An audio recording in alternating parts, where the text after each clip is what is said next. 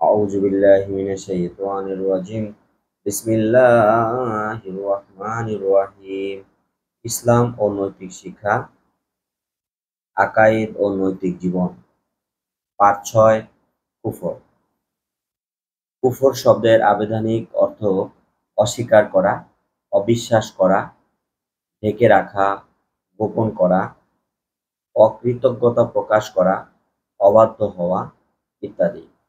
ইসলামী পরিভাষায় আল্লাহ তাআলার মনোনীত দ্বীন ইসলামের মৌলিক বিষয়গুলোর কোনো একটিরও প্রতি অবিশ্বাস করাকে কুফর বলা হয়। কুফর হলো ঈমানের বিপরীত। ইসলামের মৌলিক বিষয়গুলোতে বিশ্বাসের নাম ঈমান, আর এসব বিষয়ে অবিশ্বাস করা হলো কুফর। কাফির: যে ব্যক্তি কুফরে লিপ্ত হয় তাকে বলা হয় কাফির। অর্থাৎ কোনো ব্যক্তি যদি ইসলামের কোনো মৌলিক বিষয়ে অবিশ্বাস করে তখন তাকে কাফির বলা হয়। কাফির অর্থ অবিশ্বাসী, অস্বীকারী। মানুষ নানাভাবে কাফির বা অবিশ্বাসী হতে পারে। যেমন আল্লাহ তাআলার অস্তিত্ব অবিশ্বাস বা অস্বীকার করার দ্বারা, অর্থাৎ আল্লাহ নেই এমন কথা বললে সে ব্যক্তি কাফির হয়ে যাবে। আল্লাহ তাআলার গুণাবলী অস্বীকার করা, যেমন আল্লাহ তাআলাকে সৃষ্টিকর্তা বা রিজিকদাতা না মানা। ঈমানের মৌলিক ৭টি বিষয়ে অবিশ্বাস করা, যেমন ফেরেশতা, নবী রাসূল, আসমানী কিতাব, আখিরাত, তাকদীর ইত্যাদি অবিশ্বাস করা। ইসলামের মৌলিক ইবাদতগুলো অস্বীকার করা, যেমন সালাত, যাকাত, সাওম, হজ ইত্যাদিকে ইবাদত হিসাবে না মানা। হালালকে হারাম মনে করা, যেমন হালাল খাদ্যকে হারাম মনে করে না খাওয়া। হারামকে হালাল মনে করা, যেমন মদ, জুয়া, সুদ, ঘুষ ইত্যাদিকে হালাল বা জায়েজ মনে করা। ইচ্ছাকৃতভাবে কাফিরদের অনুসরণ করা, তাদের ধর্মীয় চিহ্ন ব্যবহার করা, ইসলামের গুরুত্বপূর্ণ কোনো বিষয় নিয়ে ঠাট্টা বিদ্রূপ করা, যেমন মহানবী সাল্লাল্লাহু আলাইহি সাল্লাম কিংবা কোরআনকে নিয়ে ঠাট্টা উপহাস করা। উপরে উল্লেখিত কাজগুলো করার মাধ্যমে মানুষ কাফির হয়ে যায়। এমতাবস্থায় পুনরায় ঈমান আনতে ও খাঁটি মনে তওবা করতে হবে এবং ভবিষ্যতে এরূপ ঘৃণ্য কাজ না করার দৃঢ় সংকল্প করতে হবে। কুফরের পরিণতি ও কুফল। মানবজীবনে কুফরের পরিণতি অত্যন্ত ভয়াবহ। কুফরের ফলে শুধু দুনিয়াতেই নয়, বরং আখিরাতেও মানুষকে শোচনীয় পরিণতি বরণ করতে হবে। এর কতিপয় কুফল নিম্নে উল্লেখ করা হলো: অবাধ্যতা ও অকৃতজ্ঞতা। কুফর মানুষের মধ্যে অবাধ্যতা ও অকৃতজ্ঞতার জন্ম দেয়। আল্লাহ তাআলা আমাদের সৃষ্টিকর্তা, তিনি আমাদের লালন পালন করেন। পৃথিবীর সকল নিয়ামত তারই দান। কাফির ব্যক্তি আল্লাহ তাআলাকে অবিশ্বাস করে, এসব নিয়ামত অস্বীকার করে, সে আল্লাহ তাআলার প্রতি অকৃতজ্ঞ হয়, আল্লাহ তাআলার বিধিনিষেধ অমান্য করে। ফলে সমাজে সে অবাধ্য ও অকৃতজ্ঞ হিসাবে পরিচিত হয়। পাপাচার বৃদ্ধি। কাফির ব্যক্তি আল্লাহ তাআলা, পরকাল, হাসর, মিজান, জান্নাত, জাহান্নাম ইত্যাদি অবিশ্বাস করে। মৃত্যুর পরবর্তী জীবনে মানুষকে তার কৃতকর্মের হিসাব দিতে হবে, এরূপ ধারণাও অস্বীকার করে। তার নিকট দুনিয়ার জীবনই প্রধান। সুতরাং দুনিয়ার ধন সম্পদের ও আরাম আয়েশের লোভে সে নানা রকম অসৎ ও অশ্লীল কাজে জড়িয়ে পড়ে। চুরি, ডাকাতি, ছিনতাই, সন্ত্রাস, সুদ, ঘুষ, জুয়া ইত্যাদিতে সে অভ্যস্ত হয়ে পড়ে। ফলে সমাজে পাপাচার বৃদ্ধি পায়। হতাশা সৃষ্টি। স্বভাবগতভাবেই মানুষ ভরসা করতে পছন্দ করে। আশা ভরসা না থাকলে মানুষ সুন্দরভাবে বেঁচে থাকতে পারে না। কাফির ব্যক্তি আল্লাহ তাআলা ও তকদীরে অবিশ্বাস করে। ফলে সে যে কোনো বিপদে আপদে ধৈর্যহারা হয়ে পড়ে। মহান আল্লাহর উপরে ভরসা করে ধৈর্য ধারণ করতে পারে না। অন্যদিকে তকদীরে বিশ্বাস না থাকায় যে কোনো ব্যর্থতায় সে চরম হতাশ হয়ে পড়ে। ফলে তার জীবন চরম হতাশাগ্রস্তভাবে অতিবাহিত হয়। অনৈতিকতার প্রসার। কুফর মানব সমাজে অনৈতিকতার প্রসার ঘটায়। আখিরাত, জান্নাত ও জাহান্নামে বিশ্বাস না থাকায় কাফির ব্যক্তি নৈতিকতার গুরুত্ব উপলব্ধি করতে পারে না এবং দুনিয়ার স্বার্থে মিথ্যাচার, অনাচার, ব্যভিচার ইত্যাদি যে কোনো পাপ ও অনৈতিক কাজই সে বিনা দ্বিধায় করতে পারে। নবী রাসূলগণকে বিশ্বাস না করায় তাদের নৈতিক চরিত্র এবং শিক্ষাও সে অনুসরণ করে না। এভাবে কুফরের মাধ্যমে সমাজে অনৈতিকতার প্রসার ঘটে।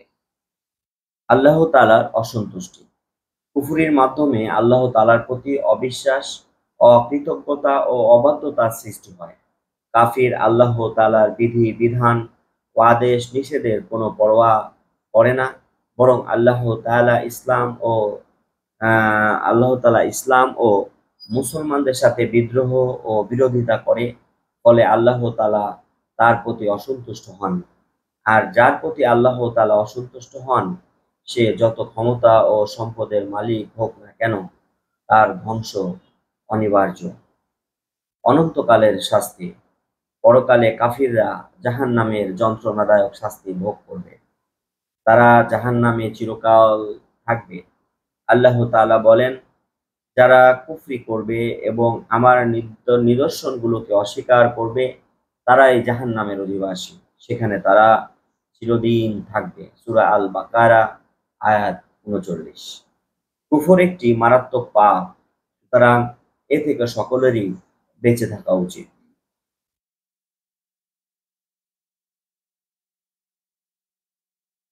পাঠ ৭, শিরক। শিরক শব্দের অর্থ অংশীদার সাব্যস্ত করা, একাধিক স্রষ্টা বা উপাস্য বিশ্বাস করা। ইসলামী পরিভাষায় মহান আল্লাহর সাথে কোনো ব্যক্তি বা বস্তুকে শরীক করা কিংবা তার সমতুল্য মনে করাকে শিরক বলা হয়। যে ব্যক্তি শিরক করে তাকে বলা হয় মুশরিক। শিরক হলো তাওহীদের বিপরীত। আল্লাহ তাআলা স্বয়ং শিরকের ধারণা খণ্ডন করেছেন। তিনি বলেন, বলুন হে নবী, তিনি আল্লাহ, এক ও অদ্বিতীয়। সূরা আল ইখলাস আয়াত ১। অন্যত্র আল্লাহ তাআলা বলেন, কোনো কিছুই তার সদৃশ নয়। সূরা আশ-শূরা আয়াত ১১। আল কোরআনে আরো বলা হয়েছে, যদি সেথায় আসমান ও জমিন আল্লাহ ব্যতীত অন্য কোনো ইলাহ থাকতো, তবে উভয়ই ধ্বংস হয়ে যেত। সূরা আল আম্বিয়া আয়াত ২২।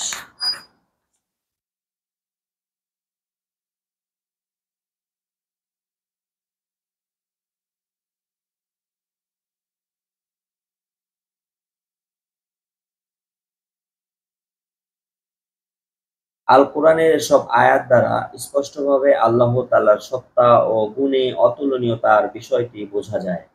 সুতরাং আল্লাহ তাআলার সাথে কাউকে অংশীদার করা নিঃসন্দেহে শিরক ও জঘন্য অপরাধ।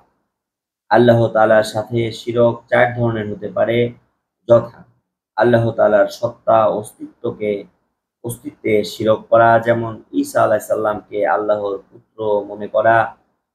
২.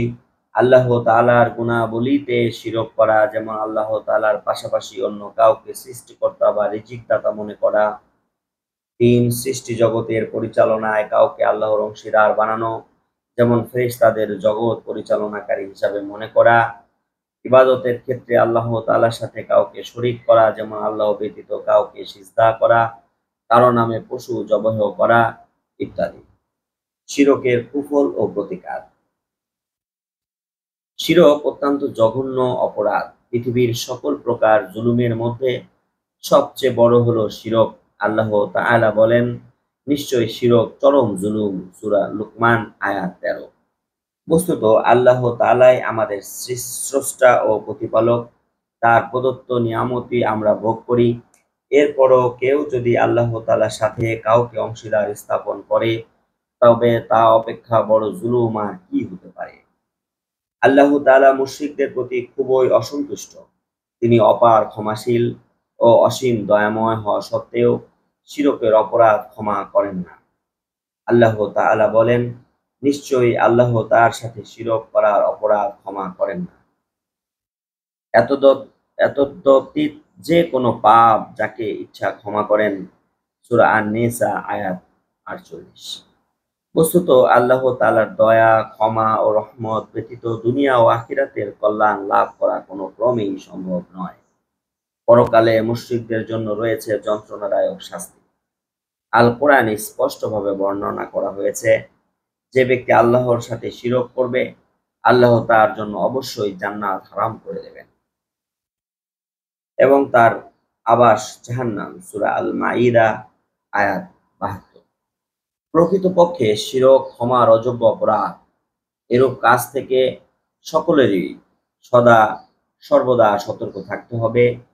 ভুলক্রমে আল্লাহ তাআলার সাথে শিরক করে ফেললে সাথে সাথে পুনরায় ঈমান আনতে হবে। অতঃপর বিশুদ্ধ অন্তরে তওবা করে আল্লাহর নিকট ক্ষমা প্রার্থনা করতে হবে। সাথে সাথে ভবিষ্যতে এরূপ পাপ না করার শপথ গ্রহণ করতে হবে। তাহলে আশা করা যায় আল্লাহ তাআলা স্বীয় দয়া ও করুণার মাধ্যমে পাপ ক্ষমা করে দিতে পারেন। আমরা অবশ্যই শিরক থেকে বেঁচে থাকব এবং আল্লাহর উপরে সুদৃঢ় ঈমান এনে আল্লাহর প্রিয় পাত্র হব। তাহলেই আমাদের ইহকাল ও পরকাল মঙ্গলময় হবে।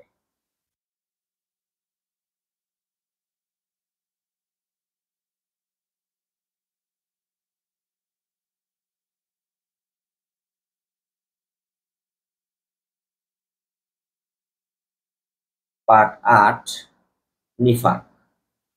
নিফাক শব্দের আবিধানিক অর্থ ভণ্ডামি, কপটতা, দ্বিমুখী ভাব, ধোঁকাবাজি, প্রতারণা ইত্যাদি। এর ব্যবহারিক অর্থ হলো অন্তরে একরকম ভাব রেখে বাইরে এর বিপরীত অবস্থা প্রকাশ করা। অর্থাৎ অন্তরে বিরোধিতা গোপন রেখে বাহিরে আনুগত্য প্রদর্শন করা। ইসলামী শরীয়তের পরিভাষায় অন্তরে কুফর ও অবাধ্যতা গোপন করে মুখে ইসলামকে স্বীকার করার নাম হলো নিফাক। যে এরূপ কাজ করে তাকে বলা হয় মুনাফিক।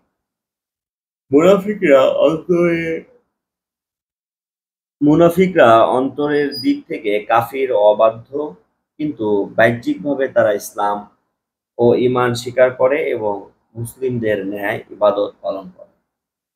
রাসূল পাক সাল্লাল্লাহু আলাইহি সাল্লাম মুনাফিকদের চিহ্ন বর্ণনা করে বলেছেন, অর্থাৎ মুনাফিকের চিহ্ন ৩টি।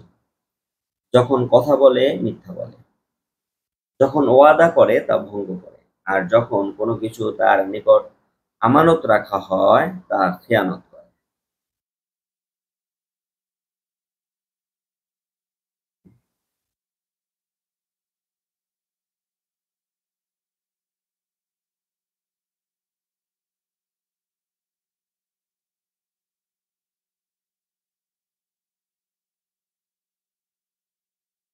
নিফাকের কুফল ও প্রতিকার। নিফাক একটি মারাত্মক পাপ। এটি মানুষের চরিত্র ও নৈতিকতা ধ্বংস করে দেয়।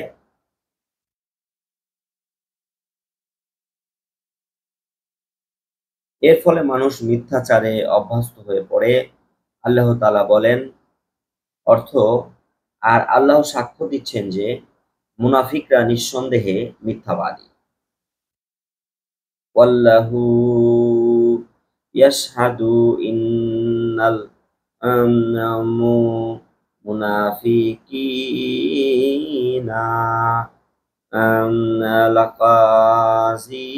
লাকাযিবুন।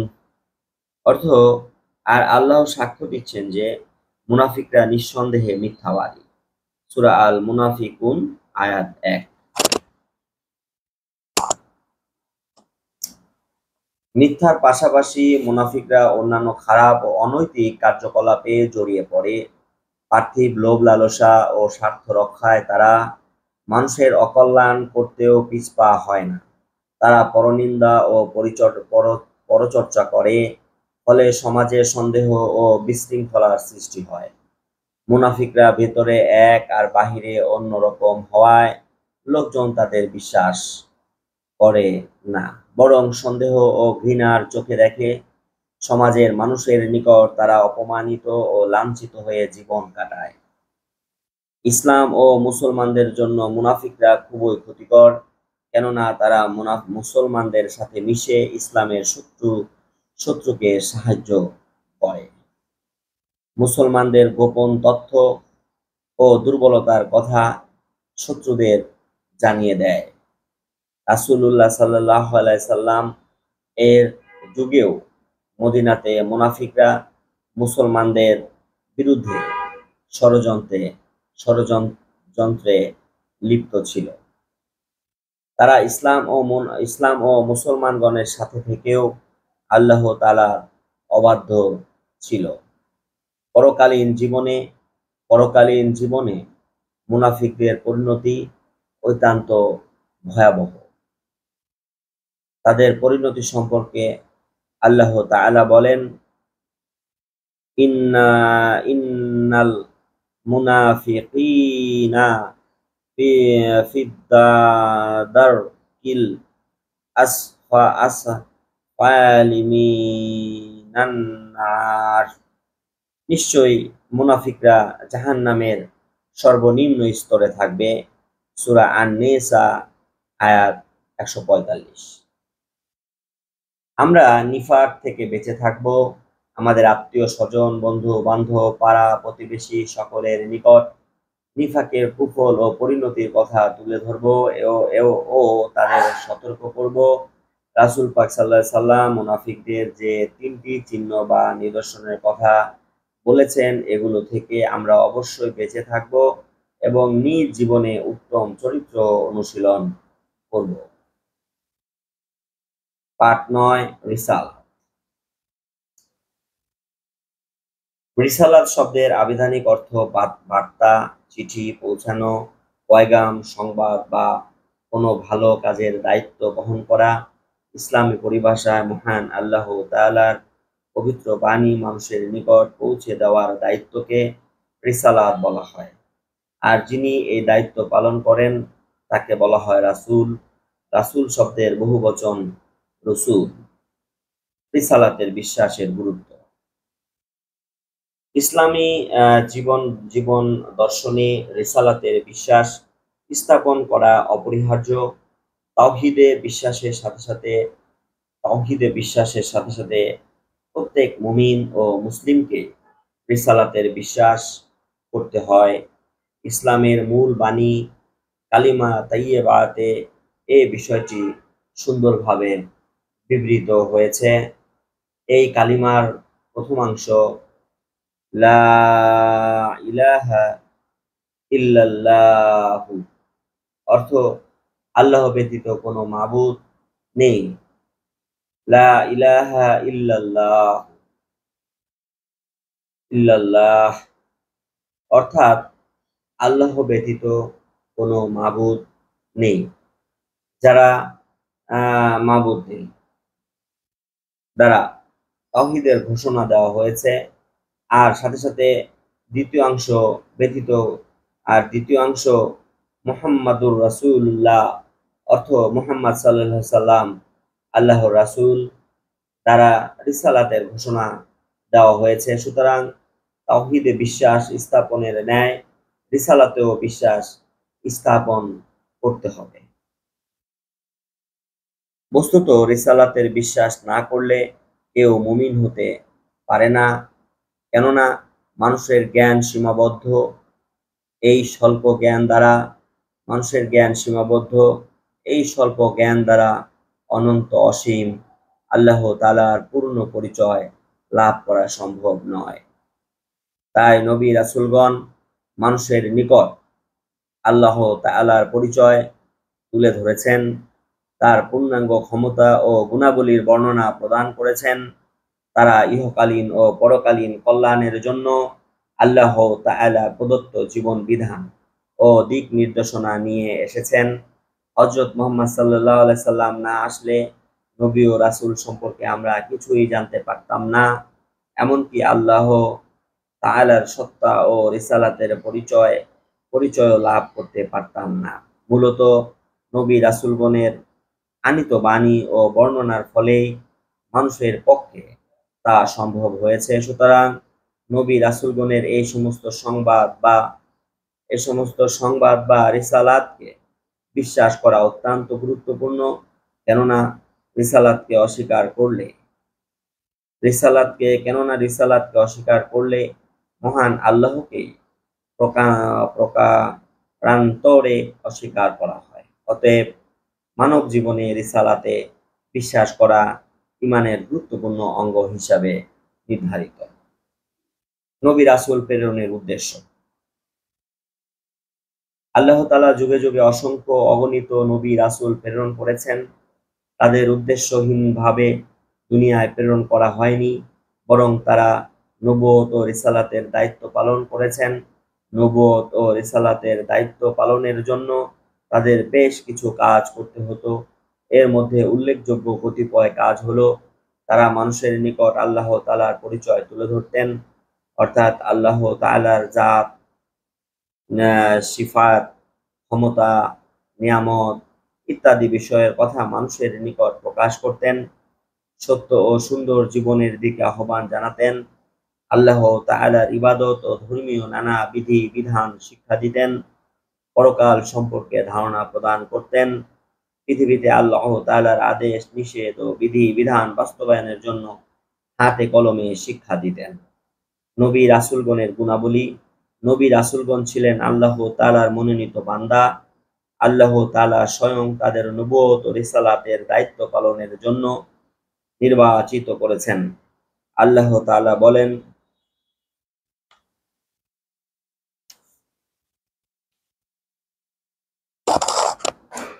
অর্থ আল্লাহ তাআলাই ফেরেশতাদের মধ্য থেকে এবং মানুষের মধ্য থেকেও রাসূল মনোনীত করেন। আল্লাহ তো সর্বশ্রোতা, সম্যক দ্রষ্টা। সূরা আল হাজ আয়াত ৭৫। সুতরাং মনোনীত বান্দা হিসাবে নবী রাসূলগণ বিশেষ বৈশিষ্ট্যের অধিকারী ছিলেন। প্রথমত তারা ছিলেন একনিষ্ঠভাবে আল্লাহ তাআলার উপরে বিশ্বাসী। সব ধরনের কথায় ও কাজে তারা আল্লাহ তাআলার নির্দেশের অনুসরণ করতেন। আল্লাহ তাআলার পূর্ণ আনুগত্যই ছিল তাদের প্রধান বৈশিষ্ট্য। নবী রাসূলগণ ছিলেন অত্যন্ত জ্ঞানী, বুদ্ধিমান, সুবিবে সুবিবে সুবিবিবে সুবিবেচক ও বিচক্ষণ। তারা ছিলেন নিষ্পাপ। তারা সব ধরনের পাপ, পঙ্কিলতা থেকে পবিত্র ছিলেন। স্বয়ং আল্লাহ তাআলা তাদের সকল প্রকার অন্যায় ও অশ্লীলতা থেকে বাঁচিয়ে রাখতেন। হযরত ইউসুফ আলাইহিস সালাম ছিলেন একজন প্রসিদ্ধ নবী। তার সম্পর্কে আল্লাহ তাআলা বলেন, আমি তাকে মন্দ কাজ, অশ্লীলতা থেকে বিরত রাখার জন্য এভাবে নিদর্শন দিয়ে দেখিয়েছিলাম। সে তো ছিল আমার বিশুদ্ধ চিত্ত বান্দাদের অন্তর্ভুক্ত। সূরা ইউসুফ আয়াত ২৪। নবী রাসূলগণ ছিলেন সর্বোত্তম চরিত্রের অধিকারী। সকল সদ্গুণ তারা অনুশীলন করতেন। তারা ছিলেন অত্যন্ত সৎ, সত্যবাদী, ন্যায়পরায়ণ, দয়া, ক্ষমা, ধৈর্য ইত্যাদি সব ধরনের মানবিক গুণ তাদের চরিত্রে বিদ্যমান ছিল। মিথ্যা, প্রতারণা, পরনিন্দা, হিংসা, বিদ্বেষ ইত্যাদি খারাপ স্বভাবের লেশ মাত্র তাদের চরিত্রে কখনোই ছিল না, বরং তারা ছিলেন সৎ স্বভাবের জন্য মানব জাতির অনুপম আদর্শ। কর্তব্যনিষ্ঠা ও দায়িত্ব পালনে নবী রাসূলগণ ছিলেন অতুলনীয়। নবুয়ত ও রিসালাতের দায়িত্ব পালনের ক্ষেত্রে তারা বিন্দুমাত্র অলসতা ও উদাসীনতা প্রদর্শন করেনি, বরং এই জন্য কাফিরদের বহু অত্যাচার ও নিপীড়ন ধৈর্য সহকারে সহ্য করেছেন। কিন্তু তারপরও তারা যথাযথভাবে মানুষের নিকট আল্লাহ তাআলার বাণী পৌঁছিয়েছেন। তারা ছিলেন নির্লোভ ও নিঃস্বার্থ। পার্থিব কোনো লাভের আশায় তারা তাদের দায়িত্ব থেকে কখনো পিছপা হননি। কাফেররা ইসলামের দাওয়াত প্রচার বন্ধ করার জন্য তাদের নানা প্রলোভন দেখাতো, কিন্তু তারা পার্থিব স্বার্থের কাছে মাথা নত করেনি। দ্বীন প্রচারে নবী রাসূলগণ ছিলেন ত্যাগের মূর্ত প্রতীক। বিনা দ্বিধায় পার্থিব আরাম আয়েশ, ভোগ বিলাস, ধন সম্পদ তারা আল্লাহর নির্দেশে ত্যাগ করতেন। দ্বীন প্রচারের স্বার্থে প্রিয় নবী সাল্লাল্লাহু আলাইহি সাল্লাম বাড়ি ঘর, আত্মীয় স্বজন এমনকি নিজ দেশ মক্কা ত্যাগ করে মদিনায় হিজরত করেছিলেন। নবী রাসূলগণের জীবনীতে ত্যাগের এরকম আরো অসংখ্য উদাহরণ দেখতে পাওয়া যায়। নবুয়তের ধারা। আল্লাহ তাআলা যুগে যুগে অসংখ্য নবী রাসূল প্রেরণ করেছেন। সর্বপ্রথম নবী ছিলেন হযরত আদম আলাইহিস সালাম, আর সর্বশেষ নবী ও রাসূল হলেন হযরত মুহাম্মদ সাল্লাল্লাহু আলাইহি সাল্লাম। এদের মাঝখানে আল্লাহ তাআলা আরো বহু নবী রাসূল প্রেরণ করেছেন। নবী রাসূল রাসূলদের আগমনের এই ধারাবাহিকতাকে নবুয়তের ক্রমধারা বলা হয়। দুনিয়াতে আগত সকল গোষ্ঠী বা জাতির জন্যই আল্লাহ তাআলা নবী রাসূল বা পথপ্রদর্শককারী পাঠিয়েছেন। আল্লাহ তাআলা বলেন, অ ওয়ালি কুল্লি কাউমি হাদি, আর প্রত্যেক সম্প্রদায়ের জন্যই পথপ্রদর্শক রয়েছে। সূরা আর-রাদ আয়াত ৭। তারা মানুষকে এক আল্লাহ তাআলার দিকে ডাকতেন, সত্য ও সুন্দর জীবন বিধান তথা আল্লাহর দ্বীন অনুসরণের নির্দেশ দিতেন। সৃষ্টির শুরু থেকে আজ পর্যন্ত শরীয়ত তথা দ্বীনের বিধিবিধান একরকম ছিল না, বরং মানবজাতির পরিবেশ পরিস্থিতি, সভ্যতা, সংস্কৃতি ইত্যাদির উপরে ভিত্তি করে ভিন্ন ভিন্ন শরীয়ত দেওয়া হতো। নবী রাসূলগণ তা মানব সমাজে বাস্তবায়ন করতেন। তবে সব নবী রাসূলের দ্বীনের মৌলিক কাঠামো ছিল এক ও অভিন্ন। আল্লাহ তাআলার একত্ববাদ ও তাওহীদ ছিল সবারই প্রচারের দ্বীনের মূল কথা। হযরত আদম আলাইহিস সালাম থেকে শুরু করে আগত সকল নবী রাসূলই এই দ্বীন প্রচার করেছেন। হযরত নূহ আলাইহিস সালাম, হযরত ইব্রাহিম আলাইহিস সালাম, হযরত মূসা আলাইহিস সালাম, হযরত দাউদ আলাইহিস সালাম, হযরত ঈসা আলাইহিস সালাম সকলেই এই একই দ্বীন ও শিক্ষা প্রচার করেছেন। আমাদের প্রিয় নবী হযরত মুহাম্মদ সাল্লাল্লাহু আলাইহি সাল্লাম ছিলেন নবুয়তের ধারার সর্বশেষ নবী। তারপরে আর কোন নবী আসেননি, আসবেনও না। সুতরাং আল্লাহ তাআলা তার মাধ্যমে দ্বীনের পূর্ণতা প্রদান করেন। আল্লাহ তাআলা ঘোষণা করেন, আজ আমি তোমাদের জন্য তোমাদের দ্বীনকে পূর্ণাঙ্গ করলাম, তোমাদের উপরে আমার নিয়ামত পরিপূর্ণ করলাম এবং তোমাদের জন্য ইসলামকে দ্বীন হিসাবে মনোনীত করলাম। সূরা আল মাঈদা আয়াত ৩। ওয়াল ইয়াউমা ওয়াল ইয়াউমা আকমাল তু তু লাকুম দি দীনাকুম ওয়া আন ওয়াতমামতু আলাইকুম বি মা বিমাতি অরাদি তু লাকুম লাকুমুল ইসলামা দীনা। আজ আমি তোমাদের জন্য তোমাদের দ্বীনকে পূর্ণাঙ্গ করলাম, তোমাদের উপরে আমার নিয়ামত পরিপূর্ণ করলাম এবং তোমাদের জন্য ইসলামকে দ্বীন হিসাবে মনোনীত করলাম। সূরা আল মাঈদা আয়াত ৩। এভাবে দ্বীনের বিধিবিধান পূর্ণতা প্রাপ্তির ফলে নবী রাসূলগণের আগমনের ধারাও বন্ধ হয়ে যায়। ফলে নবুয়তের ধারাও পূর্ণতা প্রাপ্ত হয়। মানুষের হেদায়েতের জন্য আগমনকারী এসব নবী রাসূল সকলেই ছিলেন আল্লাহ তাআলার মনোনীত বান্দা। তাদের সকলের উপরে বিশ্বাস স্থাপন করা অপরিহার্য। আল্লাহ তাআলা বলেন, অর্থ রাসূল তার প্রতিপালকের পক্ষ থেকে যা অবতীর্ণ হয়েছে তাতে ঈমান এনেছেন এবং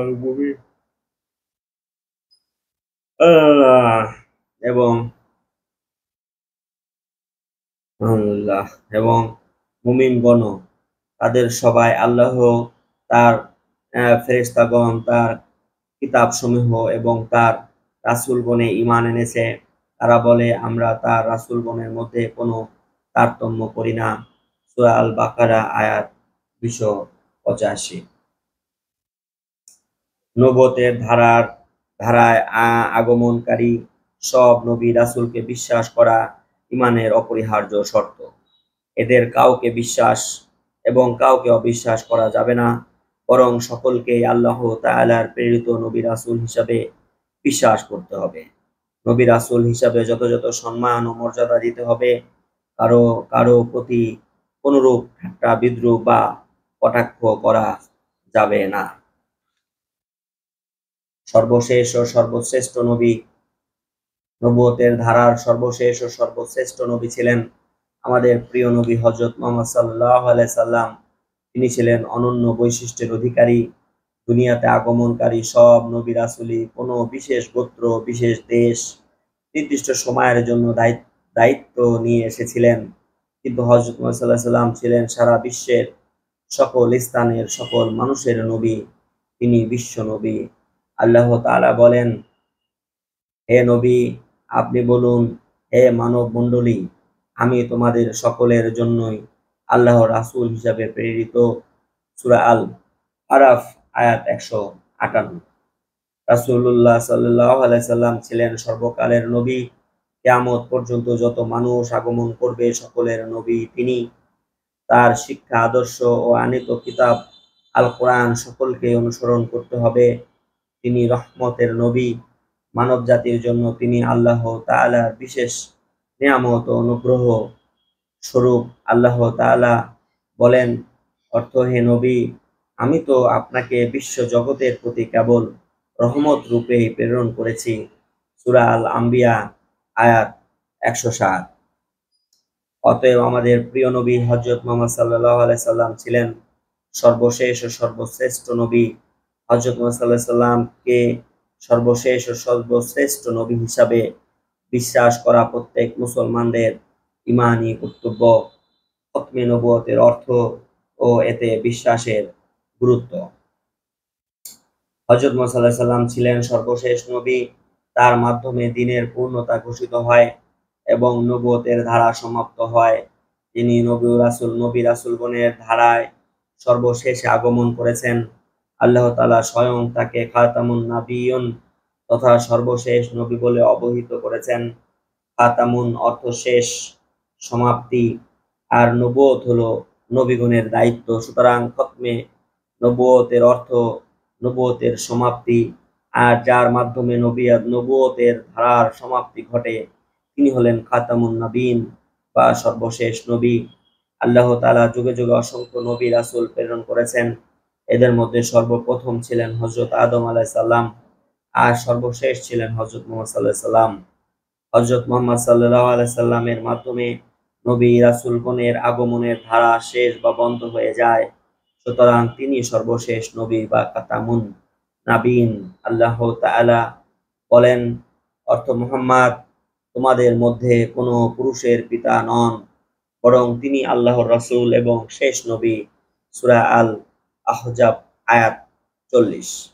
খাতামুন শব্দের অন্যতম অর্থ সিলমোহর। কোনো কিছুতে সিলমোহর তখন অঙ্কিত করা হয় যখন তা পূর্ণ হয়ে যায়। সিলমোহর লাগানোর পর তাতে কোনো কিছু প্রবেশ করানো যায় না। নবুয়তের সিলমোহর হলো নবুয়তের পরিসমাপ্তির ঘোষণা, নবুয়তের দায়িত্বের পরিসমাপ্তির ঘোষণা। অর্থাৎ নতুনভাবে কোনো ব্যক্তি নবী হতে পারবে না এবং নবুয়তের ধারায় প্রবেশ করতে পারবে না। এটাই হলো খতমে নবুয়তের মূল কথা। আমাদের প্রিয় নবী হযরত মুহাম্মদ সাল্লাল্লাহু আলাইহি সাল্লাম হলেন খাতামুন নাবিয়্যিন। তিনি সর্বশেষ নবী। তারপরে আর কোনো নবী নেই। তারপরে আজ পর্যন্ত কোনো নবী আসেননি, কিয়ামত পর্যন্ত আসবেনও না। তার পরবর্তীতে যারা নবুয়তি দাবি করেছে তারা সবাই ভণ্ড, মিথ্যাবাদী ও প্রতারক। কেননা মহানবী সাল্লাল্লাহু আলাইহি সাল্লাম বলেছেন, অর্থ, আমি শেষ নবী, আমার পরে কোনো নবী নেই। সহিহ মুসলিম। অন্য একটি হাদিসে মহানবী সাল্লাল্লাহু আলাইহি সাল্লাম বলেছেন, অচিরেই আমার উম্মতের মধ্যে মিথ্যাবাদীর আবির্ভাব হবে। তারা প্রত্যেকেই নবী হওয়ার দাবি করবে, অথচ আমি সর্বশেষ নবী, আমার পরে আর কোনো নবী আসবে না। আবু দাউদ। হযরত মুহাম্মদ সাল্লাল্লাহু আলাইহি সাল্লামকে খাতামুন নাবিয়্যিন হিসাবে বিশ্বাস করা ঈমানের অন্যতম অঙ্গ। তার পরবর্তীতে যারা নবী বলে দাবি করেছে সবাই মিথ্যাবাদী।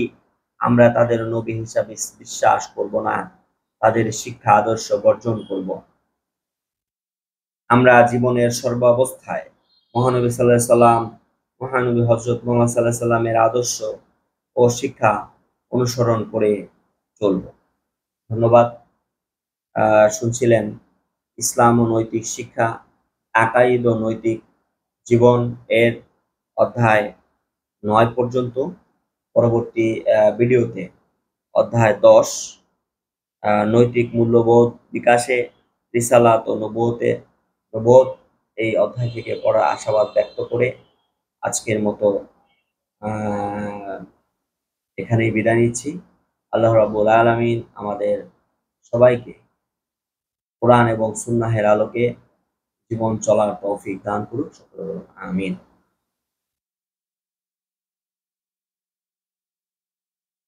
আসসালামু আলাইকুম রহমতুল্লাহি ওয়া বারাকাতুহু।